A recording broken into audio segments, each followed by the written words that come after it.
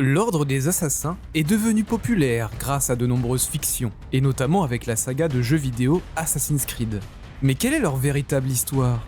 Dans cette vidéo, nous allons voir comment les Nizarites sont devenus les assassins les plus redoutés de leur époque. À peu près au même moment que l'islam s'élevait rapidement au rang de superpuissance au 7e siècle, une fracture interne a définitivement divisé cette nouvelle foi en deux factions opposées. D'un côté, se trouvaient les sunnites, qui croyaient que la succession d'Abou Bakr à Mohammed en 632 était légitime, et de l'autre, les chiites, qui considéraient Ali, cousin et gendre du prophète, comme l'héritier légitime ou imam. Après plusieurs guerres civiles, Muawiyah, un chef omeyyade, réussit à s'emparer du califat aux dépens des descendants d'Ali. Cette lutte contre le pouvoir central a façonné l'identité chiite et a conduit à la création de nombreux sous-groupes avec des perspectives variées. Au fil du temps, les Omeyyades furent finalement vaincus par les Abbassides lors d'une autre guerre civile. Le règne du calife abbasside, Al-Mansour, marqua le début d'une nouvelle secte,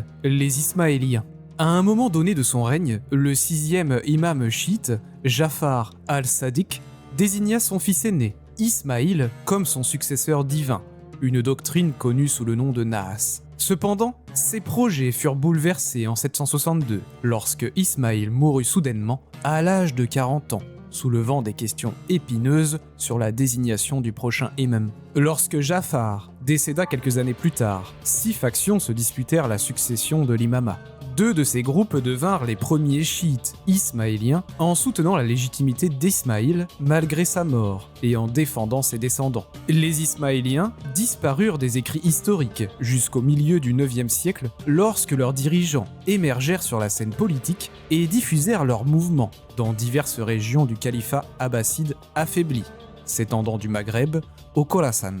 Ce mouvement réussit à s'emparer de territoires essentiels au sein d'un califat, autrefois unifié. Une révolte ismaélienne en Arabie donna naissance à une république religieuse utopique dans l'actuel Bahreïn sous la dynastie des Karmates, dont la société esclavagiste était paradoxalement plus égalitaire et communautaire pour l'époque. Le point culminant de cette révolution sectaire fut l'établissement du califat fatimide d'Al-Mahdi Billah en Afrique du Nord. Bien que les Fatimides aient initialement contrôlé une zone relativement petite et périphérique, ils réussirent à accroître considérablement leur influence en 969 grâce à la conquête de l'Égypte. Forts de cette victoire, les Fatimides entrèrent dans le siècle ismaélien. Cependant, dès la seconde moitié du XIe siècle, l'étoile fatimide commença à s'éteindre alors que le califat chiite faisait face à des défis internes et externes.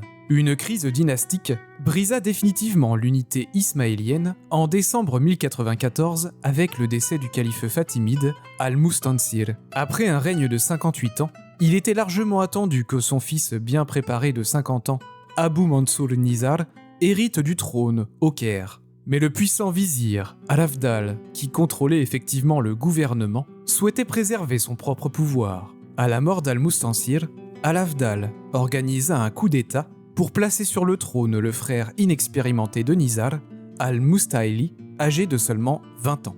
Cette usurpation réussit grâce au soutien des armées du califat, ainsi qu'à celui des notables religieux et des membres de la cour sous l'influence d'Al-Afdal. Nizar ne comptait cependant pas se laisser faire. Il s'enfuit vers Alexandrie, où il fut proclamé calife par un gouverneur turc. La population le soutenait également, et il semblait que sa révolte allait aboutir. Une armée nizariste repoussa une attaque des troupes du vizir et avança même près du Caire. Cependant, Al-Afdal mobilisa ses ressources supérieures et assiégea Alexandrie, conduisant à la reddition de Nizar en 1095. Peu après, le souverain légitime fatimide fut emprisonné, puis exécuté par emmurement. La plupart des communautés religieuses ismaéliennes d'Égypte et de Syrie finirent par accepter cette succession. En revanche, les partisans perses et d'autres dans l'Est musulman refusèrent cette légitimité et continuèrent à soutenir la maison du prince martyr, devenant ainsi les Nizarites indépendants. Une figure marquante parmi eux allait diriger leur mouvement et fonder ce qui deviendrait connu sous le nom d'ordre des assassins, Hassani Saaba. Après avoir d'abord considéré la doctrine ismaélienne comme hérétique, il fit la rencontre d'un missionnaire ismaélien local, réputé à l'âge de 17 ans, et fut convaincu de la légitimité de cette secte. Pour prouver la sincérité de sa nouvelle dévotion, Hassan prêta allégeance à Al-Mustansir au lointain Caire. Il se rendit ensuite en Égypte en 1078 et y demeura pendant 3 ans. Pendant son séjour en terre fatimide, Hassan soutint toujours la faction de Nizar et s'opposa au vizir, qui était alors le père d'Al-Afdal, ce qui entraîna finalement son bannissement au début de 1081. Après cette expulsion, il retourna à Isfahan. À ce moment-là, le califat abbasside, autrefois majestueux, avait été presque entièrement absorbé par les conquérants turcs seldjoukides. Ces nouveaux envahisseurs établirent un empire militaire sunnite qui s'étendait du Khorasan à l'Anatolie, persécutant sans relâche les hérétiques ismaéliens. En opposition à ces nouveaux suzerains seldjoukides, Hassan parcourut leur empire comme missionnaire pendant 9 ans, évaluant leurs forces militaires et élaborant une stratégie de résistance. En 1087, le fervent ismaélien commença à envoyer d'autres missionnaires dans les environs d'une forteresse montagneuse reculée et presque invulnérable, connue sous le nom d'Alamut, située juste au sud de la mer Caspienne, pour ismaéliser sa population. Il résista à de nombreuses tentatives des Seldjoukides visant à stopper son activité clandestine et parvint à rester caché. À la fin de 1090, Hassan emprunta des routes montagneuses et réussit finalement à entrer dans Alamut sans être remarqué. Il vécut incognito pendant plusieurs mois comme tuteur religieux, enseignant aux enfants de la garnison d'Alamut et gagnant lentement le soutien de figures influentes. Finalement, le gouverneur du château réalisa l'infiltration, mais il était déjà trop tard. Il avait été progressivement encerclé par une garnison et une population qui soutenait Hassan. Incapable de se défendre, le gouverneur quitta le château. La prise d'Alamut marqua le début de ce qui allait devenir l'État ismaélien nizarite et initia une nouvelle phase dans les relations des Ismaéliens avec les sultans turcs qu'ils combattaient ardemment. Ce qui était auparavant un mouvement clandestin ressemblant à une société secrète devint une révolte ouverte, ciblant le cœur même de l'État seldjoukide, alimenté par un mélange de motivations sectaires et ethniques iraniennes. Le sultan, Malik Shah Ier, et le vizir, Nizam al-Mulk, étaient déterminés à éradiquer cette hérésie naissante et lancèrent plusieurs offensives contre Alamut, mais la forteresse résista face à une force militaire écrasante. Au contraire, les Nizarites réussirent à établir une seconde enclave territoriale dans le Kuhistan après avoir envoyé des missionnaires dans cette région. Ils bénéficièrent d'un répit dans les attaques, fin 1092, lorsque le sultan et son vizir anti-ismaélien moururent tous les deux. Il est possible que Nizam al-Mulk ait été la première victime des assassins nizarites, bien que les preuves soient incertaines. Quoi qu'il en soit, la perte de ces deux figures plongea l'empire seldjoukide dans la guerre civile, fragmentant essentiellement celui-ci en une mosaïque de fiefs querelleurs dirigés par des chefs religieux et militaires. Hassan renforça sa position et élargit l'influence ismaélienne en acquérant d'autres forteresses redoutables dans les monts Elbourz, parmi lesquels Girdouk et Lamassar. Plutôt que de constituer un état homogène, les diverses citadelles du réseau fortifié de Hassan étaient presque toujours entourées de territoires potentiellement hostiles. Ainsi, les châteaux montagneux ismaéliens, désunis, servaient simultanément de bastions défensifs impénétrables et de base pour les activités religieuses et militaires. Ces Ismaéliens orientaux auraient reçu des félicitations, ainsi qu'un message de bienveillance du calife fatimide Al-Mustansir. Cependant, après sa mort et le grand chiisme ismaélien, Hassan rompit tous les liens avec l'Égypte. Bien que la faiblesse post-Malik Shah de l'empire seldjoukide ait écarté la menace immédiate pesant sur le domaine ismaélien de Hassan, cette décentralisation compliquait également son objectif ultime, renverser complètement les seldjoukides, presque impossible à atteindre. Il n'y avait plus une seule figure unique à vaincre sur le champ de bataille pour être chassé du trône. En effet, il n'y avait plus d'objectif central, mais plutôt toute une galerie de petits rois. Confrontés à des adversaires plus puissants et cherchant une nouvelle méthode pour réaliser leurs ambitions sans armée conventionnelle, les Nizarites commencèrent à adopter une autre stratégie, utilisée par les groupes chiites depuis des siècles, l'assassinat ciblé. Bien que le meurtre politique ait toujours été une tactique de guerre répandue, les Nizarites lui donnèrent une place prépondérante dans leur stratégie, conscients de son efficacité. Cette facette de l'histoire nizarite a été déformée par des groupes mal informés ou hostiles à leurs pratiques. Par exemple, des rumeurs colportées par des sources latines postérieures employaient le terme Hashashin pour les désigner, en raison de la légende probablement fictive de l'usage de hashish pour inspirer les assassins. Néanmoins, il semble avoir existé une forme de culte de l'assassinat à Alamut et dans les autres forteresses. Les assassins nizarites étaient révérés pour leur bravoure et leur courage, principalement parce que leur mission était considérée comme suicidaire. Les dirigeants nizarites envoyaient leurs assassins devenus de plus en plus professionnels, essentiellement pour éliminer des cibles représentant une menace avérée pour l'État nizarite, notamment des vizirs seldjoukides, des émirs locaux et des dirigeants influents. Les Nizarites parvinrent également à étendre leur influence en Syrie, à l'époque de la première croisade, s'emparant de quelques forteresses et s'impliquant politiquement auprès des principautés seldjoukides et des États croisés chrétiens. En Perse, Muhammad Taqar prit les rênes de l'Empire turc en 1105 et lança aussitôt une série d'offensives contre tous les territoires nizarites au sud de la mer Caspienne. Son principal assaut visa Shah-Addiz en 1107, qui tomba assez rapidement après l'échec d'un assassin à assassiner l'un des vizirs du sultan. Pendant plus de 10 ans, les campagnes seldjoukides contre les Nizarites se poursuivirent sans répit, provoquant des massacres incessants et la persécution des Ismaéliens, qui ne pouvaient se réfugier dans les châteaux. De nombreuses forteresses nizarites cédèrent sous l'assaut, mais finalement, alors que les Seldjoukides étaient sur le point de prendre Alamut en avril 1118, Mohammad Taqar mourut et la pression s'atténua. Ce fut le début d'une nouvelle phase dans les relations nizarites-seldjoukides,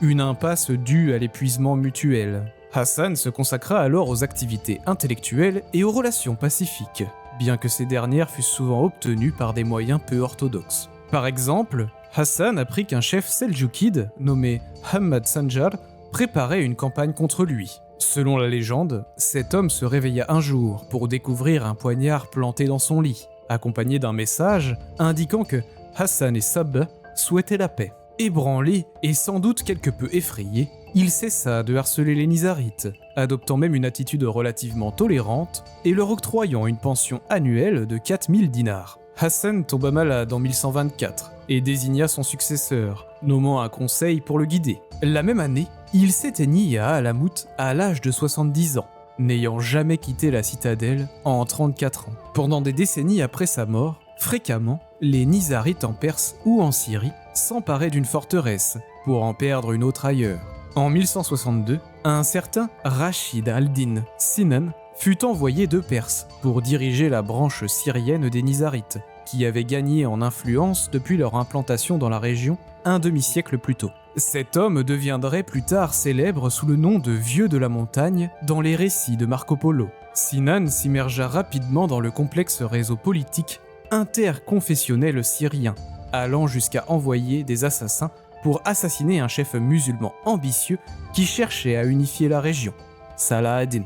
Les tueurs nizarites échouèrent à 2 reprises, une fois après avoir infiltré le camp du souverain Ayyubide et une autre fois durant son siège d'Azaz. Le quartier général de Sinan à Masyaf fut assiégé en représailles, mais résista, et un compromis fut finalement trouvé entre les 2 grands hommes. L'un des assassinats les plus célèbres de l'époque de Sinan eut lieu pendant les derniers moments de la 3e croisade. Une tension existait entre Philippe Auguste et Richard Cœur de Lion depuis le début de l'expédition, les poussant à appuyer des prétendants différents au trône de Jérusalem. Aux grandes dames du roi Richard, Conrad de Montferrat, un dirigeant capable fut choisi à l'unanimité pour gouverner Jérusalem.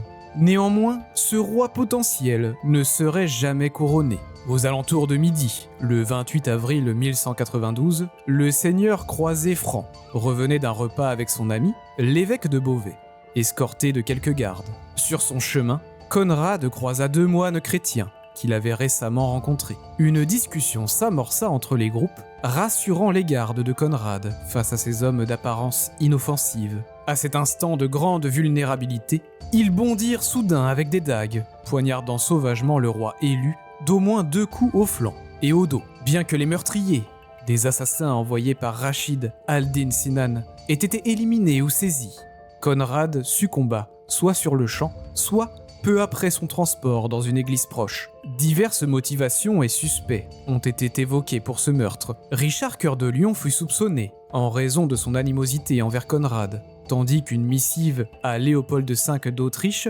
expliquait l'assassinat de Conrad par le meurtre d'un équipage nizarite naufragé à Tyr.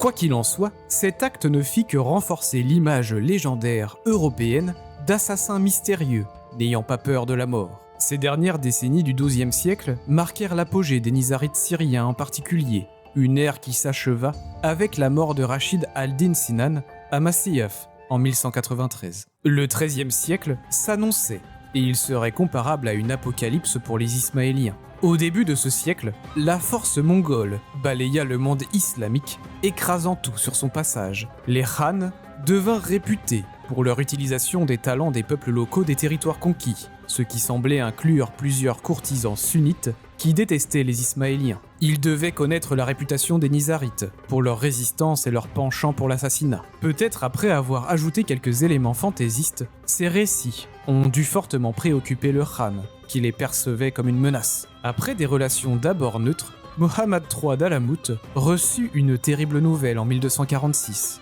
Lors de l'accession au pouvoir du successeur d'Ogedei, Guyuk, de nombreux chefs musulmans envoyèrent des délégations de félicitations et des présents au grand Khan.